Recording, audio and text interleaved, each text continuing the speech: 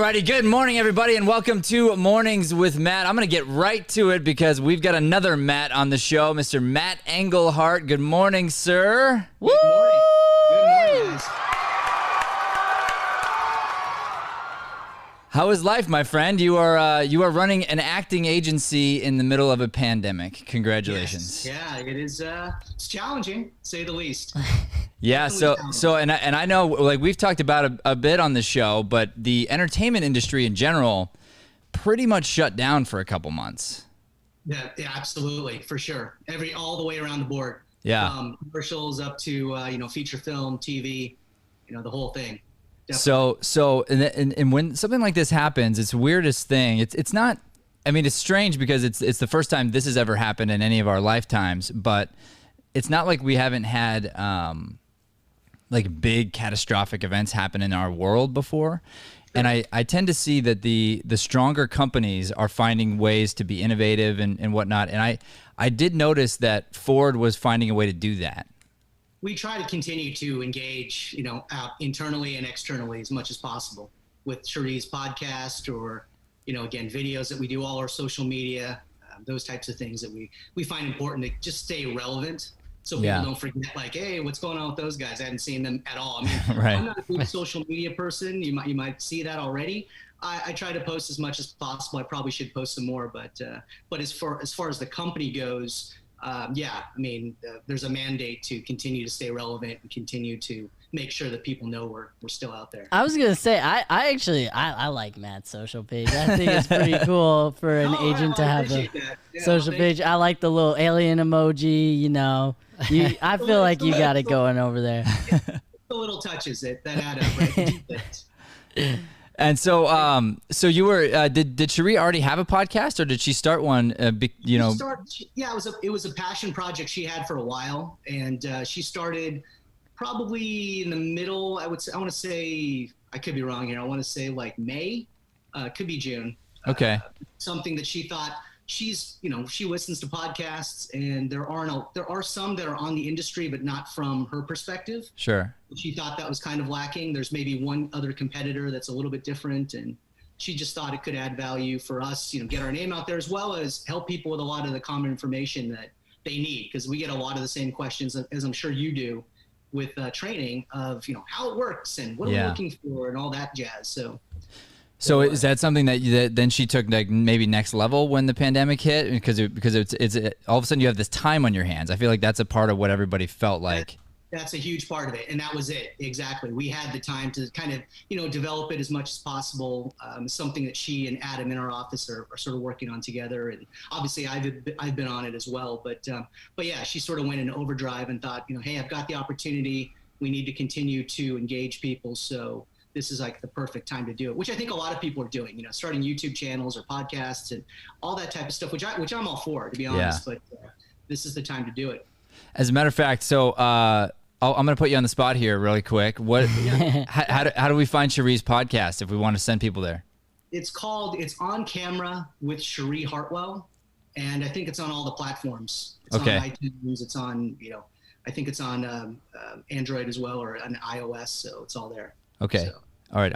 On Camera with Cherie Hartwell. Hartwell, yeah, it's all spelled out. Okay, perfect. Matt, so I was playing around with your signature on your email, and it said that you're doing in-house production, and there was a little demo there. I saw a couple of our students on there. It was really well done. What can you tell me about that? Sure. That was something that, again, we've got a very small studio space at the back of our office, just like a white cyc and some lights and whatnot. So it's not a big space, but, again, anything that we can do that can add value to, anyone's production, that's sort of where that was born. And the promo video obviously was just to show what the capabilities are. I mean, we're not a full-blown studio at all, but if you had a small e-com project or you need to do digitals or some type of testing, that's what it's there for. So and we had a photographer and a videographer come in, who were friends of ours, that said, hey, we'll do that promo piece for you, it'd be fun.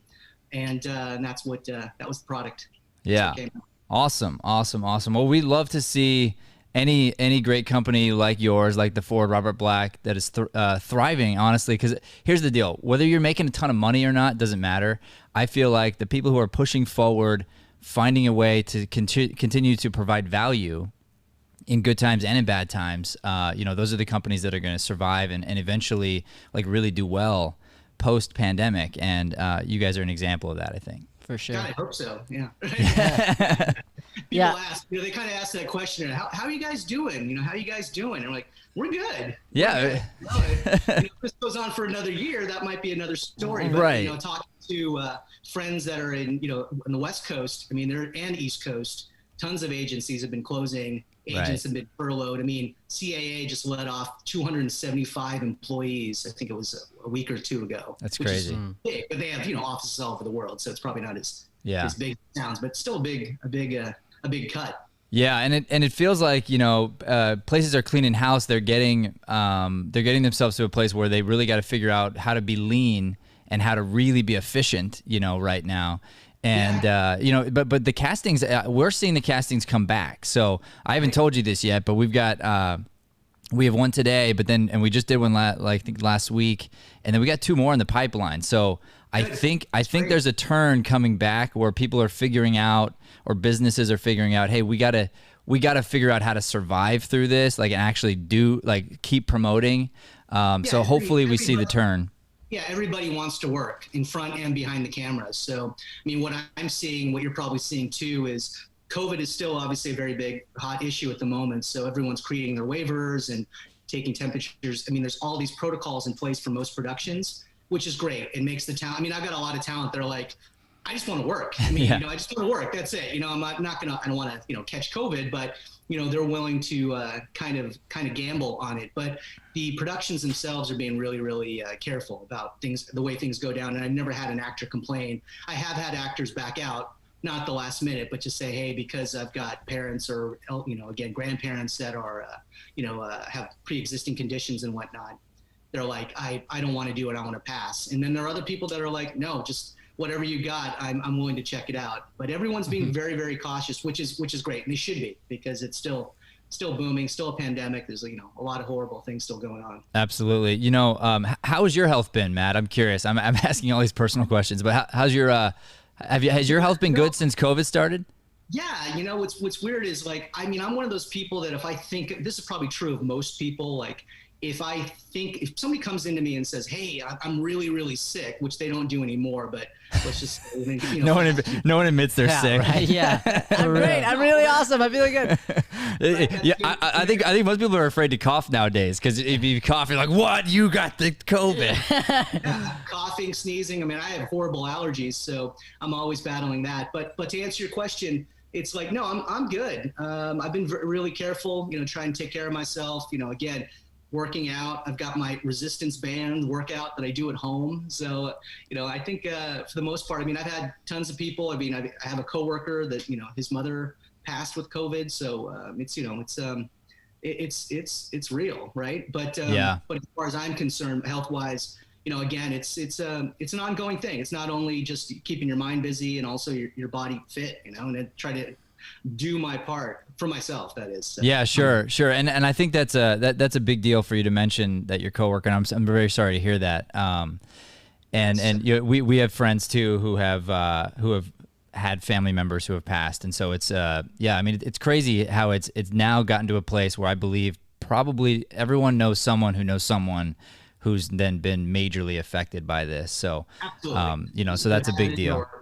Yeah, for sure. For sure. Having said that, though, what I found interesting and kind of a positive, if you want to take any kind of positive away from this, personally, I've been not more healthy than I've been my whole life, probably, without getting any kind of minor cold or anything. And I think it's because of wearing the mask all the time, and, you know, separating yourself from other people. It actually is having a positive impact, I think, also, as far as, like, if I look at this and I go, we've had the flu for forever, and for some reason we were not, like, trying harder to not spread it, you know, during flu season. So like that this could be a good thing long term if we all kind of figure out, hey, when I'm sick, I either stay home or I wear a mask. Like any kind of sickness, it kind of just makes sense, you know? For sure. Yeah, we in our office we have that policy. Like, if you're sick, we're not going to judge you. Just go home. You know, go home and get better, instead of coming in and saying, oh, you know, I'm okay, I'm fine, I need to work and I want to work, and then infect everybody in the office. We'd much rather have you just say, hey, I'm sick. go home and get better and come back. I'm okay with that. And even now, obviously more importantly, but even back in the day, that's always been kind of a policy for us. Yeah, that's great. All right, cool. So let's move forward here a little bit. Let's talk about the industry and what are you seeing right now? So I know we talked about some of your early moves, which I think were good strategic moves as a company, but are you seeing kind of a turn for the positive as well?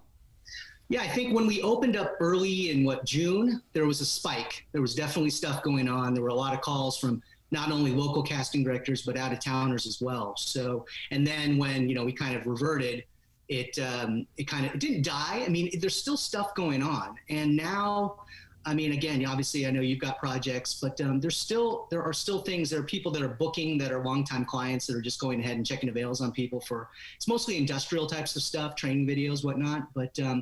But yeah, so I'm hoping the tide will turn a little bit. I've had some clients that have been trying to shoot for the last 2 or 3 months, and they keep pushing back because of COVID, or again, there's a spike or whatever happens. So I'm hoping it's going to bounce back. But and again, it's never completely died. I'm not sitting there twiddling my thumbs. But sure, it's not as busy as it was. We're probably at about I don't know, I'd say 30 to 40% sure. capacity.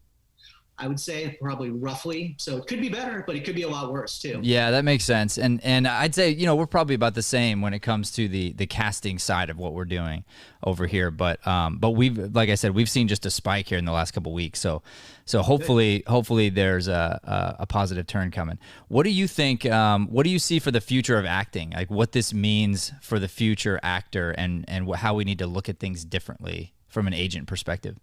Sure. I mean, first and foremost, I mean, part of it is if COVID continues, it is the casting process. I mean, again, there are some people or some companies that are doing in person, which again, my people are fine with, but a lot of people, and obviously the out-of-state people are completely different because they prefer the self-tape because they're not coming in to do a casting for 5 people or whatever it may be. So, but I think that's been mostly the impact for me is about self-taping and being able to deliver all of those videos and again digitals and all those types of things, and more importantly, not for me, but it's more for the talent, because again, I've got a lot of elderly talent as well, and they're very, very not tech savvy, so really challenging for them. What's mostly challenging more than anything is for self-taping for an indie film or any type of feature film that could be, is I've got a lot of people that don't have somebody to read opposite, which is tough. Now, there are services coming out that are trying to do that. And again, I know you guys do self-tapes for your students and probably outsiders as well, as well as some of the other acting studios, which is great. But, in a pinch, if it's 10 o'clock at night and they need the tape tomorrow, and let's say, this person's not married or has kids or whatever, it becomes really challenging, which I wouldn't think. It's because and I know it's not about the other person, the reader per se, but if you have somebody who's reading they're whatever, they're made out of wood. Yeah, that does make it hard to give a good audition. But yeah, I think that's been the biggest impact. And again, those types of big projects where you have 1,000 people on set, I think those days are gone personally at the moment, just because of again having all those bodies on set and the possibility of getting COVID obviously skyrockets at that point. So that's the other side of it. It's gonna be smaller productions, more quality, or if you're doing big productions, it's probably gonna take longer, I would think. I mean, again, or you lean down your crew and you do it that way, do it real more guerrilla style, which I think you're gonna see a lot more of too. So. Awesome. I like that perspective, and I agree with it. And to that point, when there's going to be less of the big projects, meaning there's probably going to be less of the smaller roles available, and sort of every part is going to be really impactful. So, right now, my message to people is find ways to get better. Find ways for you to improve your own skill set as an actor and as an innovator personally. So, actors, like you said, they really now need more than ever to understand how to do a self-tape really efficiently, how to look good on their own camera. You've got a nice, well thought out angle right here, right? You got a little flower behind you, and you're telling us this. That's great. It's beautiful. So but you're telling us a story, right? I mean, and I know it was purposeful. And I mean, we're the same way over here. We've put thought into our little square, And the truth is, you know, this is what I teach to sales people right now, because we're doing like some Zoom training and different things like that, is your square tells a story about you. You know, like for you, for instance, like I know you're really old because you've got a DVD collection behind you.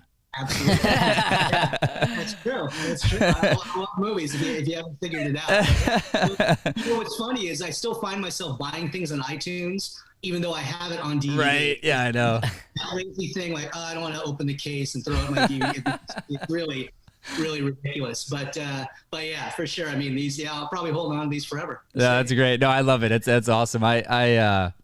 You guys remember the old DVD bookshelves? Oh yeah, 100%. My little sister, you gotta know Kimmy, she was like a huge DVD collector. She probably had like 3 times that much, and her whole apartment was full.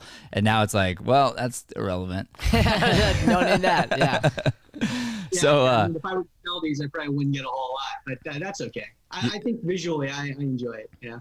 The other thing right now that's happening, and you mentioned this already too, it's a good thing, is this is an opportunity for actors to produce, for them to find a way to be creative and keep themselves active. And this is something I've preached from day one. I've always told people you need to produce your own stuff. I really firmly believe that. I've been saying that for 10 years because I ran into it as an actor myself, and it was this idea of I'm always waiting for somebody else to tell me I'm good enough if I'm like constantly auditioning. But if I cast myself, you know, they're not going to say no. And so to produce something, and even if it's not great, you don't have to put it out necessarily, but you're in the process of making stuff instead of just sitting by the phone, waiting for the next audition, waiting for your agent to call. And you've been saying it for a while. You definitely said it in the book. I mean, it's been a little bit. I don't know if you know where the button is, but if there's a button, it does have a like, you know, that shameless plug deal. Oh, sure. Here you go. You want the sound effect? Yeah, it's time now for Brian Sweeney's Shameless Plugs. Shameless plugs. See how fun that is, Matt? So yeah, in the book, acting is my day job, which you can get on Amazon and pretty much everywhere on Earth. There's actually a chapter. It's literally called "Be a Producer," and so I just wanted to read what is the first thing right there. I love it. It says, "If opportunity doesn't knock, build a door." Yeah. Like I love that. Like. And right now, hello, that is the case. Like, so build doors, create content, do the things that you've been talking about doing. Like, this is the time. And even some, like, you don't have to go all crazy with it either. So if I'm talking to people here online, like, what I'm trying to tell you is find a way to produce your art, because remember why you're doing this in the first place. And that's because you have a love for this. You have a passion for maybe making other people laugh or connecting or helping brands or whatever. So it doesn't need to be this big scary thing where you have like the perfect setup. Our Shay, who works with us, she sent me a TikTok yesterday that I thought was so funny. It was just her. It was her doing like. She came up with this idea to like, because she was trying to get a hold of me and she couldn't get a hold of me. So she's like, my 17 faces when I'm trying to get a hold of my boss. And it just like flashed from face to face to face, and it showed her range as an actress, really. Yeah. But it was like, it was so funny. And I'm like, that's the kind of thing, like even something little like that is you finding a way to be creative and to use your talents and to keep putting things out there. Because, you know, what I'm mostly afraid of is everybody, if there's people out there just stopping completely, you know, who are just putting their heads down. And it's like, I totally understand and I agree with, you know, be safe, stay at home if that's what you need to do, 100%. But even from within that space, find a way to produce, find a way to take yourself next level always. Absolutely. Yeah. What's your take on that, Matt, on being a producer as an actor? No, absolutely. I mean, again, not only does it teach you the skills about what other people are doing on set, so you have an appreciation for it, but like you said, I mean, there have been, you know, throughout the test of time, actors that have been really down on the studio system, or how do I get to that next level, what have you. And that is the way to do it, is to create your own stuff. If you don't like what's being done, or you don't like the way, whatever people are being cast, or whatever it may be, like you said, create your own content, create your own, control your own destiny in a way. And like you said, even if it's not the best, because that's the other thing, people get paralyzed by perfectionism and like, oh, I can't put it out if it's not going to look good. And some of those goofy moments are the things that go viral. And not that that's like your goal, but if it does, again, that could have been something like, oh, I did that in 2 seconds, like a TikTok, and now everybody's watching it. Again, that might not be the goal. Like you said, it could just be for personal pleasure. But I think it's really important for people to stay creative. And time again, I think time has told us that the simple things, you have those moments in time where you watch something or you see something online, you're like, why didn't I think of that? Or you hear a podcast and, well, that's brilliant. Or all these podcasts now about these old shows, and you've got these, stars from the show talking about their show in the past. I mean, I'll be upfront, I haven't listened to a lot of those, but it seems to be a big trend. And again, it's one of those things where it's so simple, but you're still engaging your people. You're still maybe adding value of those behind the scenes moments that you didn't get to see in your favorite episode of The Office or whatever it may be. And again, it's just creativity kind of like finds a way. And that's how, again, we continue to evolve and change things, and through our art and, our own thoughts and our own perspective on whatnot. And even if you're doing something, the same thing, like on a YouTube channel, it could be the same topic that everyone else is like, oh, I'm an actor and I'm going to show you what I do, how I do things. But what makes it different is you're doing it. Right. Your own perspective. That's the difference. But people go, well, I can't do a cooking show because there's 8 million cooking shows on YouTube or on, planet Earth. That's true. But your own perspective, your own take, your own personality, your own spin on that topic or topics is what's going to separate you from other people, even if it's the same information. So you shouldn't let that paralyze yourself, is I guess what I'm saying. So. Yeah. And the people who do it really well are the ones who do it consistently also, Absolutely. So it doesn't have to be every day, but you set like a day or even just a day a month or whatever, and you're consistent to that day, and eventually people hop on because they're like, oh, this show's on today, and I love it when that actor does this thing. And that's one of my favorite parts too, is seeing people get more and more consistent with what they put up and when they put it up and all that. Yeah, no, that's totally huge. I mean, that's the only way to really continue to engage your audience is to be consistent, for sure. That's key. Yeah, 100%. Okay, Matt. So we are acting coaches over here, as you know. We have a casting division, and also a big part of what we do is we connect personal development with acting. So we help people a lot with their head game. So let me ask you at this point, do you have any questions for us in any of those areas? Is there anything we can help you with, or any answers to questions that you might have right now? Well, I mean, for me, it was like, how are you approaching, training with the actors these days, knowing what the present is and what the future can look like? I mean, are you changing or skewing? I mean, obviously, a lot of you are probably big in class classes or people. Is that still going on, in person rather, training, or is it more online based? Or so we were ahead of the trend on this. We were already looking to go virtual a couple of years prior, and we were just playing with the technology, and I hadn't pulled the trigger yet because it was so new that I just didn't know exactly what that was going to look like. But as soon as this hit, I just went, boom, here we go. So we went fully virtual for about 2 months, and then what we've done is we've just been ahead. We've been listening to the street a little bit. My dad's a doc, so I kind of just get like the information. I try to avoid the news as much as I can. So I try to see like, hey, like where are we safe? Like what is the current protocol? And so we shut down like I think it was like 48 hours before the governor said we had to, and then we were prepped to open. So we've now been reopened, and just under extreme caution. So there's a big sign outside the door says you have to wear a mask when you come in. We've since day one been sanitizing our hands. Every person that walks in the door, you have to sanitize before you even come in the building. So So at least we're not bringing your car germs into the space, and you're wearing a mask. And then, we just increased our cleaning protocols and our hygiene protocols as far as around the studio, and making sure that everything's always pristine and very clean. But basically, you know, the way we're approaching this is just, I guess, like everybody else, it's really a day at a time. So we do have in-person classes. They are open and they are full, actually. So we just lowered the number that we would allow in studio. And then everybody else, like, we say, hey, sorry, that's full. You'll have to train online for now until a spot opens up. And so so we've got that going. And so then when you hit the stage, you'll have the 6 feet apart. You can take your mask off in order to do your actual performance. And then, you know, and that's by choice. So you can leave it on if you want to. And really a lot of this boils down to, I think, people's like their own individual circumstances too.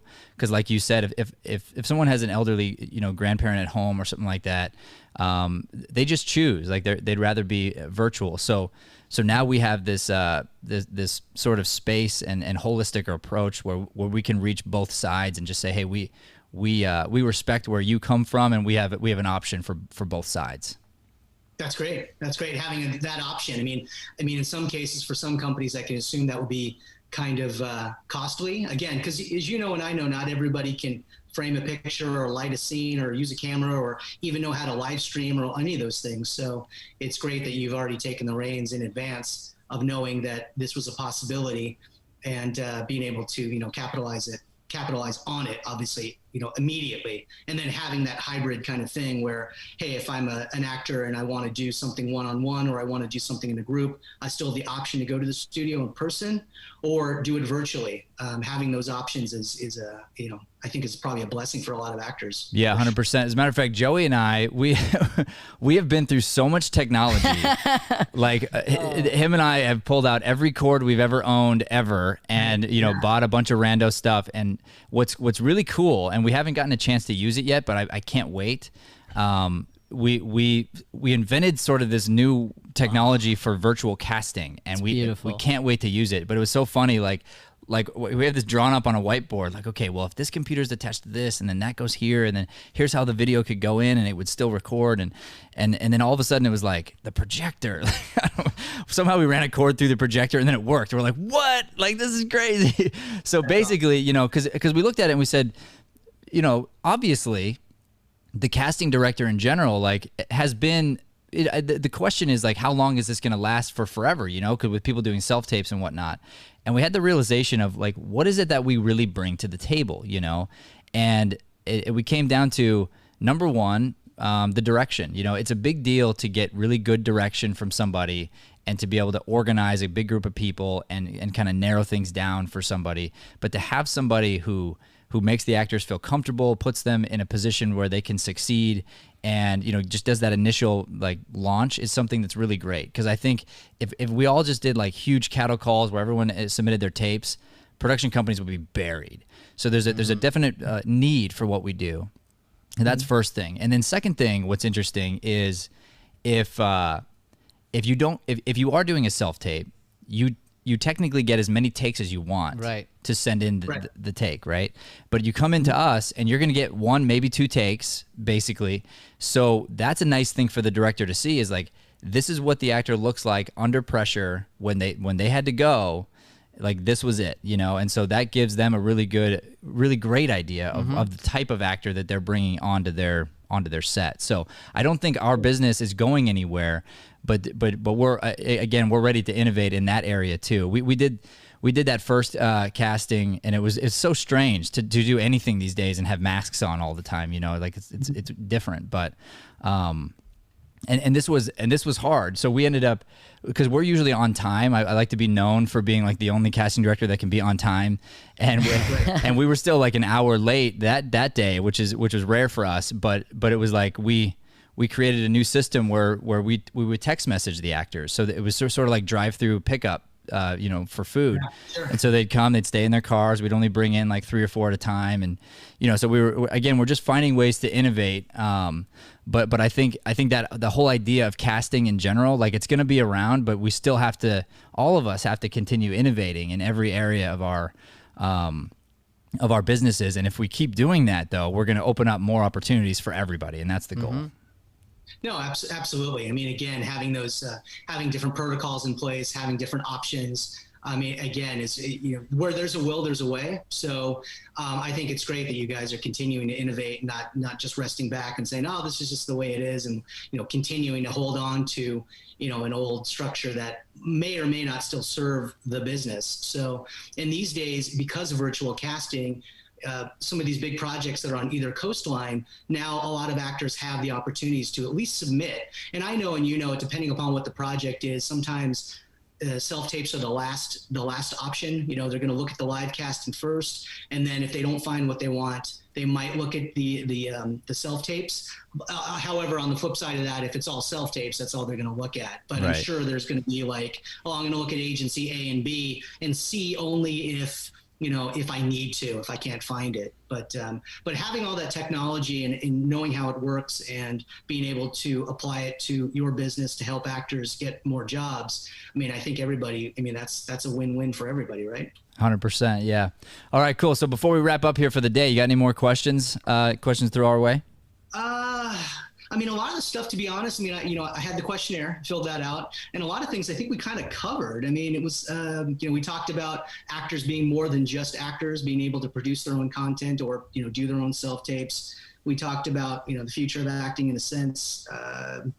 The biggest thing, well, this is the other thing. I mean, I think we've kind of covered this too, but it was kind of like, what do you think the impact of the virus will be short-term and long-term? It seems like a lot of stuff is going to, not only on the acting side, but on the producing side of projects, is going to all of the major streamers now. Again, it's kind of like, is the feature film or is the movie theater a dead proposition these days? I mean, obviously they're still going to go on, but I think that was kind of one of my questions. What your thought was, what do you really think the impact is going to be beyond the innovation and things we've talked about? But do you think it's going to change the form of entertainment, the actual project itself, now and into the future? Which I think is going to be, the answer is going to be yes, but in what ways? Yeah, definitely, and I think so. So one of the things we jumped into right away, and I started preaching this because as I started having to teach in a certain way that I never taught before. I had an epiphany one night in the middle of the class, and I said, okay, we're no longer going to be teaching you the best we can acting through this medium. We are now going to teach you acting in this medium. In other words, meaning I'm now going to talk to you about the idea of you are now, as an actor, your own producer, you're your own cinematographer. Like you have all the power. You're the editor, and I was like, there are limitations to not being in person, but there are a lot of expansive opportunities to being over video. So and you would know this, but you put the camera low at a certain angle, and you can be like a hero. You change the light slightly, and you give yourself a little bad guy edge. You either move or don't move, and that says something to the audience. And so learning how to use your device really to impact an audience and then to tell a story. Because at the end of the day, as actors, that's what we're trying to do, is tell stories. So, so 100%, like, this has happened, and I said this from day one. Like, as I saw the Zoom here, and I saw all the squares, and I'm like, okay, this is interesting how this is turning out.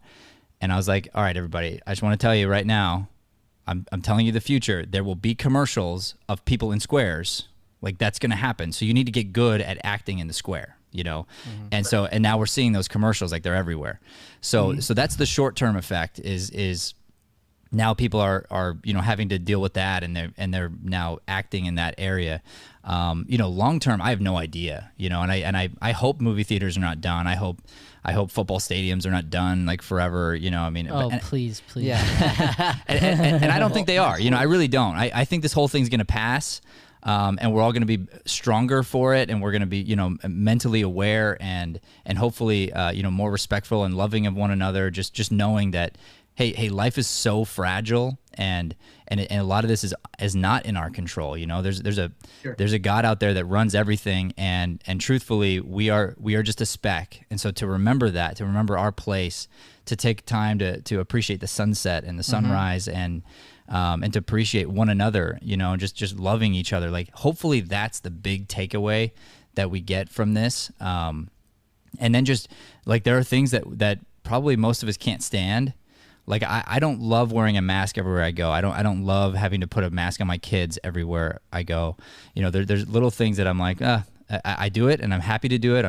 But at the same time, I'll be happy if that goes away. You know, but there are other things where companies have innovated and people are communicating in different ways that I'm like, hey, this is really positive. You know, I mean, I know Brian and Joey, they started a tradition. They call our grandmother every single night, never miss, and they sing her a song. And like things like that, like ways that we have advanced ourselves in the way that we love each other and care for each other. That's the kind of thing that I'm hoping like stands the test of time. Yeah, absolutely. Yeah. The other thing I can add to that is to also, you know, in this year is an indicator as well. We were just talking the other day in the office about how, you know, it's August already. You know, I mean, I guess the point is that time flies. It literally moves so quickly. Even in stuff like this, that's not the, you know, optimal, not the greatest time for anyone. But like you said, where there's a will, there's a way. And trying to stay connected, there's still possibilities, even with technology. I mean, again, even with a simple FaceTime, a Zoom call, you know, what have you, those they have value to be able to connect with somebody else. But yeah, I mean, absolutely. I think I'm with you on that. I mean, if we can all sort of get along, I mean, it's one of those kind of cliche things to say, but it's true. And, you know, with the impending election coming up too, I don't know, it's strange times. So again, you have to consider to, again, love yourself, love others as well as consider the idea that time is moving so quickly, and before you know it, you know, you're like, it's past in a way. And that could be a good thing or a bad thing. It depends on the way you look at it. But I guess my point of that is just, you know, sort of seize the moment. And as cheesy as it sounds to say, like, you know, live every day like it's your last, I think there's a lot of value there. It's true. I mean, if you can actually do it, but people don't think that way. And I understand why. We like to make appointments and think, hey, I'm going to be here next month for my dental appointment or a dinner or whatever it may be. And we're not guaranteed that. So, I mean, truly, sadly, I mean, I don't dwell on that idea, but it's a complete fact. So 100%. Moment and taking advantage of things and telling people how you feel about them, learning about them, whatever, there is a lot of value there for, you know, again, for everyone involved, I think. Yeah, one of the actors, I hold on to what he says, and I try to implement that in my life, the idea of being grateful. Denzel Washington says, you know, when you wake up, I hope you wake up with your slippers under your bed, so you have to get down on your knees before you begin your day. In other words, being grateful to God is his point, but being grateful for the day, like really not taking it for granted. So like today is a day that each of us have to maximize, and it doesn't mean it's you're not a success if you landed a big acting job or got a big paycheck, but your success is like, did you go home at night and you look back on your day and it's like, I really crushed today. Like today, I gave my all in every area, whether that be at home with family or that be at the workplace or that be, you know, like whatever it is, even fun time. Like you can give your all in fun time, or you can kind of be like a slug, you know? So, sure. So no matter what you're doing, are you giving everything you have? And ideally that's where we want to live every single day. Like you said, as if it's our last, is a really, really good mantra, I think, to have. Yeah. I mean, it's all about making great choices. You know, at the end of the day, even small ones, you know, can make a big difference. It's you know, that small ripple can make a huge difference in your own life and somebody else's. But you're right. I mean, I think a lot of people don't necessarily think about being grateful or considering what they have. They're always looking at what they don't have. You know, I can be a victim of that as well. But realizing that, you know, even having the opportunity to make that realization, there's value there, that you have the opportunity and choice to do what you want to do with your time, either to be productive and creative or follow your dreams, you know, reach your goals, or you can just sit back and say, oh, this, you know, it's horrible time. It's a pandemic. I can't do anything. I'm shut into my home. I can't see into my friends. You know, my life has been impacted in ways that I've never even considered. And that's still, it's a possibility that it might continue. So how do I deal with that? So, you know, again, it all comes down to your own mental health and how you make your own choices about what you want to do with your time and who you want to spend your time with. 100%, Matt. And if you ever personally not feeling wealthy, just turn around, look at that DVD collection, and you will realize that wealthy man. You got all the stories in the world. It will be valuable. There won't be any left on the earth. It'll be like, oh, yeah, there's no DVD players to play them on, so yeah. But yeah, I'm gonna hold on to that too. It's like the old Nintendo. It's like, oh man, I wish I didn't get rid of that. Yeah, all those things. Yeah. There's always the next generation. But nowadays, those types of things, those retro types of things, are huge. I just saw a little article online about there's still a Blockbuster in existence. Yeah, one. I think it was there's one out in California. Yeah, no, it's Bend, Oregon. Actually. Oh, Oregon. Okay. But anyway, yeah, there's one left, and I guess they're inviting, the local or anybody, I mean, locally as well as people, if they want to fly in, to rent the Blockbuster for like Airbnb. So you can rent the store and stay there, watch movies, play games, whatever, which I thought was really interesting. But all that type of nostalgic throwback stuff is obviously so popular, the 80s and the 90s. And I'm like, that's not that long ago, but it really is when I look back on it. Yeah. Well, and I think that brings it like right into the question sort of you had about predicting change and where things are going to go. Like, relinquish control, who knows? Like, look at that DVD collection. Well, you got to be and you got to be open to change, and that's the other thing is it's scary, I get it, and you can mourn the present for 1 second, but then you have to be open and be willing to try. So like I know, like, hey, Zoom might be harder for some people. Like, you got to try to get better at it. Yeah. And speaking of Blockbuster, I don't want to dwell on them necessarily, but Netflix tried to sell to Blockbuster, so and Blockbuster passed. Like they weren't able to see that this was a great opportunity for them. So so just understanding that the future is always now, and you got to be looking at not just like getting comfortable with where you are, but looking for ways to become uncomfortable on purpose, to push yourself again, to just get better and to innovate and to find new ways of doing things. Pandemic or not, we should always be looking for ways to get better on a daily basis. So, hey, Matt, I'm so happy that you came on the show, man. You're awesome. You look great, dude. You're fit. I'm so happy with where you're at, and yeah, thank you. We're very, very grateful for the Ford Robert Black agency and everything that you guys do here. I appreciate it. We are grateful for you guys as well. All right. Thank you so much. Everybody, thank you for watching today's show. This has been Mornings with Matt. Please do not forget to like, subscribe, and share this channel. Help us spread this light-driven content to the planet. Thank you, and God bless. Thanks for listening to Mornings with Matt. Please like, subscribe, and follow us at Deering Acting Studio to keep up with the latest content. For more information on classes, private lessons, or professional development coaching, visit www.deeringstudio.com. Have a Deering day, everyone.